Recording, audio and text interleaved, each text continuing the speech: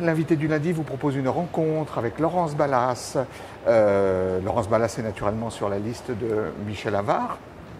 Et avant de commencer l'émission, je vous propose de bien noter l'adresse de la rédaction, softvrédaction@gmail.com. Vous pouvez poser toutes les questions que vous voulez à Laurence Ballas. Et puis, bien sûr, vous pouvez réagir aussi à ses propos pendant l'émission. Laurence Ballas, bonjour. Bonjour. Je suis très heureux de vous accueillir sur le plateau de Surf TV. Merci. Alors, Laurence Ballas, vous êtes une élue. Vous êtes déjà en place, une élue du 6e arrondissement. Oui. Est-ce que vous pouvez nous dire un mot sur votre entrée en politique ? Elle s'est faite quand et comment ? Alors, mon entrée en politique s'est faite en 2006, Oui. quand Dominique Perben est arrivé à Lyon, Oui. pour préparer les élections municipales de 2008 et construire un projet pour les Lyonnais. Et je l'ai rejoint à ce moment-là pour travailler sur la construction du projet. Et c'est ce que j'ai fait pendant près de 2 ans. Un travail passionnant avec beaucoup de personnes qui se sont investies dans la construction de ce projet. Et puis, dans la foulée, il m'a proposé de poursuivre cet engagement en étant candidate, et c'est à ce moment-là que j'ai été tête de liste dans le 6e arrondissement. Avant ce moment-là, dans votre vie, est-ce que vous aviez fait de la politique ? J'avais jamais fait de politique. Jamais. J'ai une formation qui est quand même, puisque j'ai fait Sciences Po à Paris, mais plutôt dans le domaine économique et financier. Mais je ne m'étais pas particulièrement intéressée à la politique. À aucun moment. Non, non, c'est le hasard d'une rencontre. Total. Oui. Alors, après cette petite expérience mandat, Oui. quand même, vous avez tenu tout à fait votre place.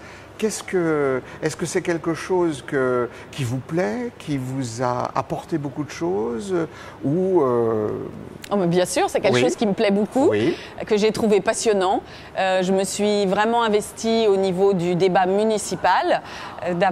J'étais présente dans l'arrondissement, mais disons que mon rôle a plutôt été au niveau municipal, puisque j'ai suivi les sujets des finances de la ville, des ressources humaines et puis les questions de développement économique de manière plus générale.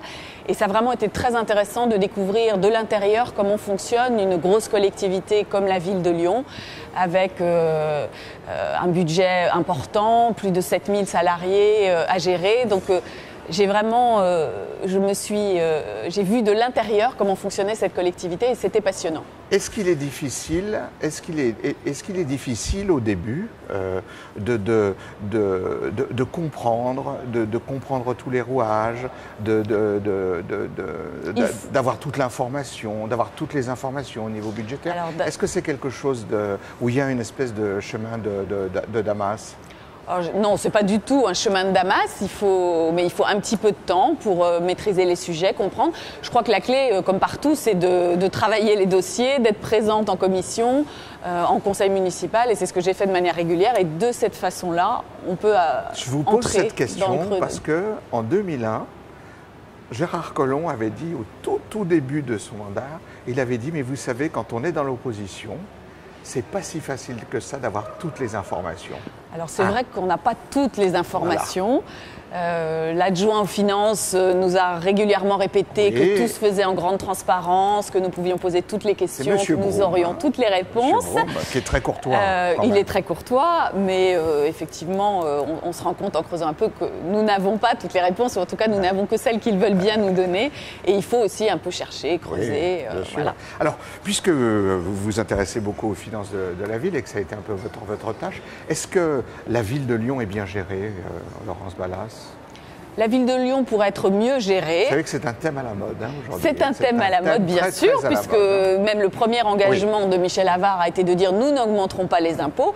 Et je dirais que le premier engagement du maire socialiste de Lyon a été de dire, avant même qu'il parle de son programme, « j'augmenterai les impôts si je suis réélu ». Donc c'est une grande différence entre nous. Et nous pensons vraiment qu'il est possible.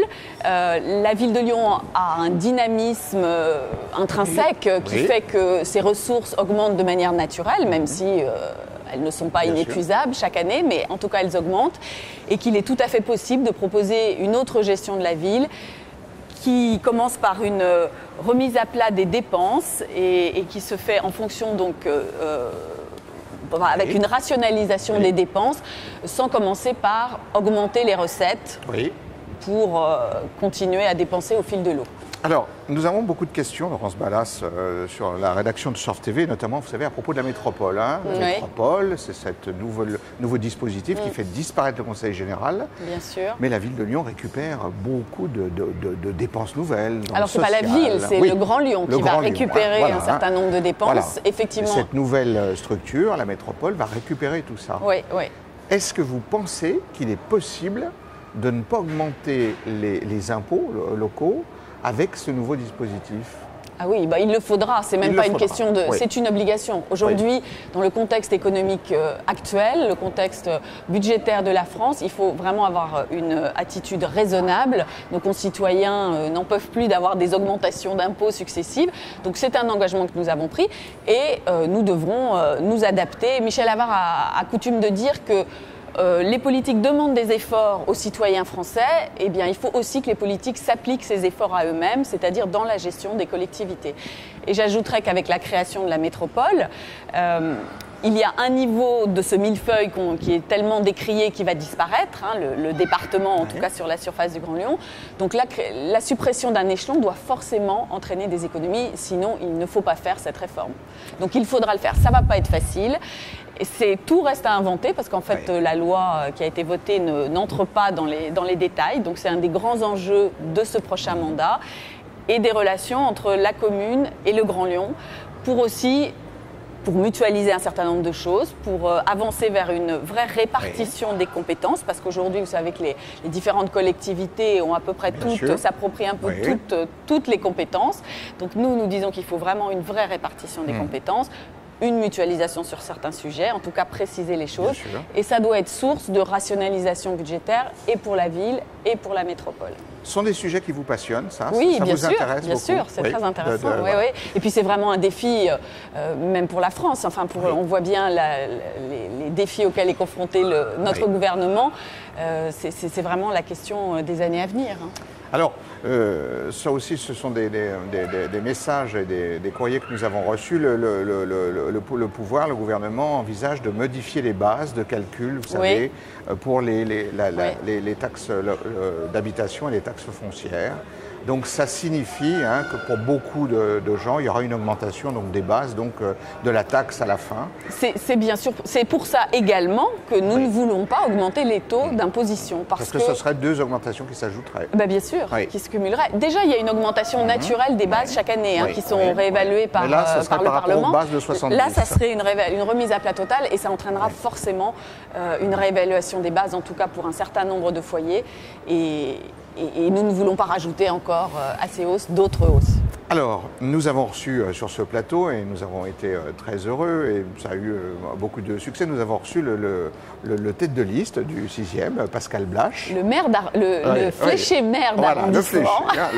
Voilà, le fléché. Puisque Michel Avart a fait une distinction, a précisé qui serait maire d'arrondissement en cas de victoire, et ce n'est pas toujours la tête de liste. Voilà, donc il y a un profil de chef d'entreprise, on est vraiment dans les thèmes qui passionnent beaucoup les gens, en tout cas les gens sont très attentifs. Qu'est-ce que vous pensez de ce choix? Et puis, est-ce que vous avez d'autres noms à nous donner? Et puis, est-ce que vous pouvez nous indiquer votre place sur cette liste? Alors la liste, elle sera communiquée dans les prochains jours, puisque les listes sont finalisées ces jours-ci. Je peux déjà vous dire ce qui est déjà connu, donc ça ne sera pas un scoop. Dominique Nachury est donc tête de liste, Pascal Blache numéro 2, et qui serait en cas de victoire, ce qui est quand même fort probable, en tout cas nous le souhaitons et nous y mettons toute notre force, le maire du 6e, et moi je serai en 3e. Dominique Nachury, qui est la députée. Qui est députée de la circonscription qui comprend notamment le 6e. Et puis moi je serai numéro 3 sur cette liste.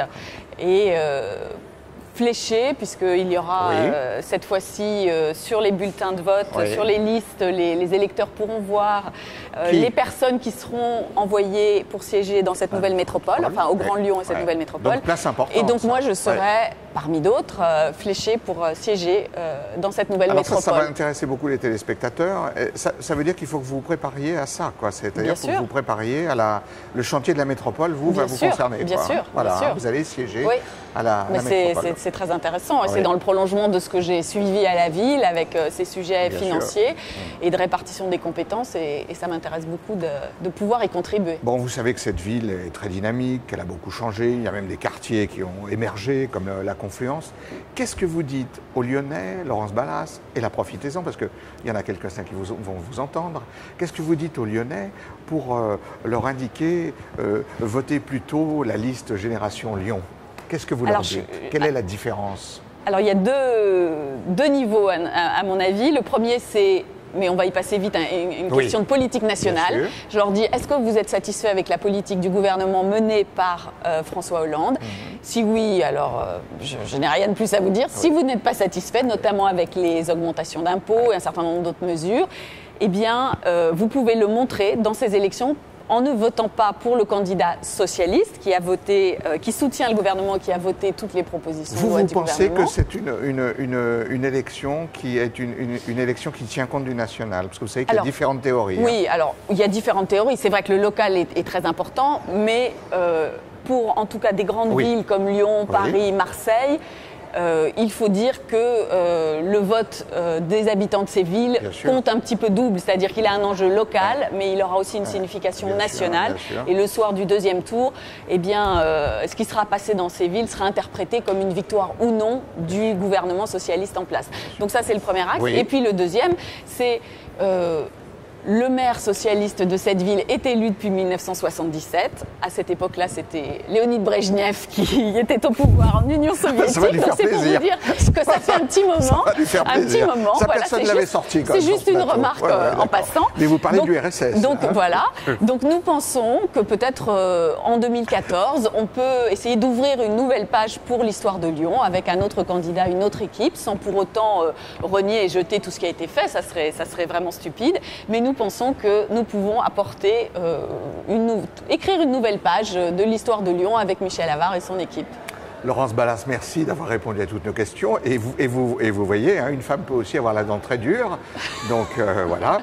Je suis ravi de vous avoir accueilli et j'espère vous accueillir à nouveau bientôt quand le programme se dépliera. J'indique aux téléspectateurs que vous pouvez réagir aux propos de Laurence Ballas. Vous pouvez aussi lui poser toutes les questions que vous voulez. Au bas de l'écran, vous avez l'adresse de la rédaction, surftvredactions@gmail.com. L'invité du lundi se termine. La semaine prochaine, nous aurons un autre invité. À bientôt.